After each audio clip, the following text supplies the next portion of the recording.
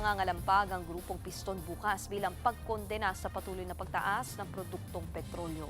Ayon kay Piston National President Modi Floranda, lalahok sa kanilang kilos protesta bukas ang mga nagkakaisang samahan ng mga super at operator, maging ang iba pang mga sektor sa pampublikong transportasyon.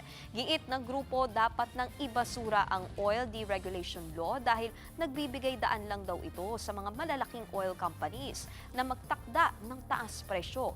Ipinananawagan din nila na ibasura ang excise tax at VAT sa langis. Isasagawa ang kilos protesta hindi lang sa NCR kundi pati na rin sa iba't ibang lugar gaya ng mga terminal at pamilihan sa iba't ibang bahagi ng bansa.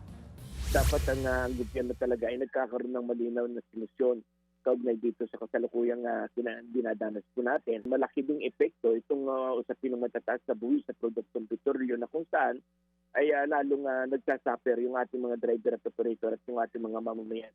Mga kapatid, Nikki de Guzman po. Para sa pasada ng mga rumaratsyadang balita, mag-follow at mag-subscribe na sa social media pages ng News 5.